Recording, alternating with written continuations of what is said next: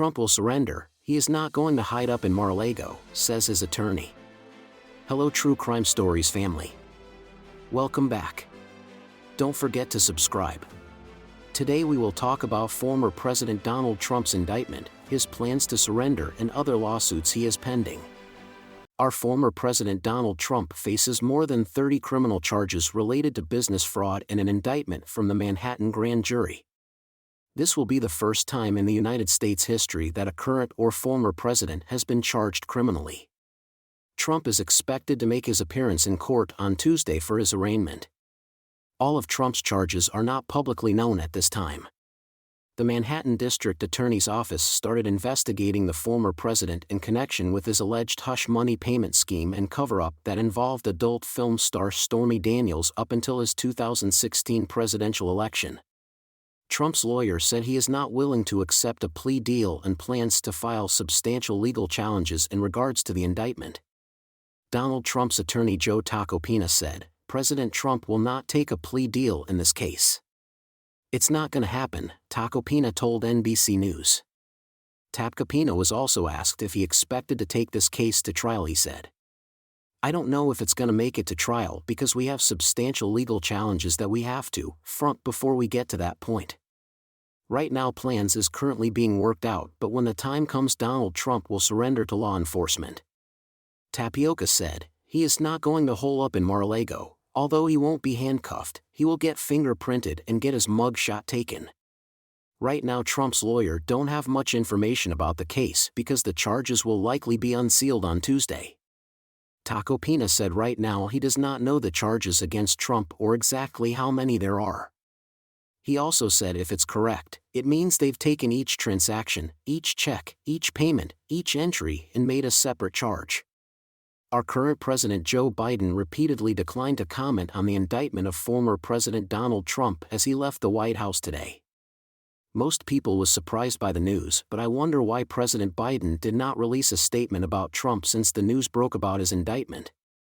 The White House did not release any comments either. Officials are preparing for security issues such as riots, protests or attacks on government buildings like in the past. The New York hush money investigation is not the only legal problems former President Donald Trump is facing. Trump still have pending investigations, lawsuits, and controversies surrounding him. He is being investigated for the Mar-a-Lago documents. Did Trump illegally mishandle classified material by taking secret documents to his home in Mar-a-Lago after he left office? A federal grand jury interviewed potential witnesses in regards to how Trump handled the classified documents. At least 15 boxes of records from the White House were recovered from Mar-a-Lago, although some of the records were classified. A legal expert told CNN that any unauthorized retention or destruction of White House records could violate a criminal law that makes it illegal to remove or destroy any official government document. Donald Trump is also being investigated from the time of his 2020 election loss to Joe Biden until the insurrection at the U.S. Capitol. The investigators are trying to get testimony from key White House insiders, former Vice President Mike Pence, Trump's daughter Ivanka Trump and son-in-law Jared Kushner to help their investigation. Will they get it? Or will the investigation be halted? What do you think? Investigators believe that Trump falsely claimed he won the election in Georgia and Arizona by using fake electors from those states. Lately Trump been fighting to keep his former advisors from testifying about their conversations, citing executive and attorney-client privileges to legally keep their information private or slow down the criminal investigation. The House Select Committee who was investigating the U.S. Capitol attack found evidence of Trump's actions before and on January 6. Trump tried to overturn the election by evoking chaos.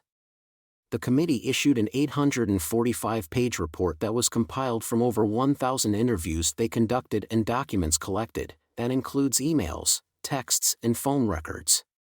The evidence also shows that Trump tried to, quote, transmit false electoral college ballots to Congress and the National Archives. The committee referred Trump to the Justice Department with 4 criminal charges. The Trump Organization was convicted by a New York jury in December 2022 of criminal tax fraud, grand larceny, and falsifying business records in what the prosecutors called a 15-year scheme defrauding tax authorities. The Trump Organization did not report or pay taxes on money they paid to their employees. The Trump Organization schemed for 15 years.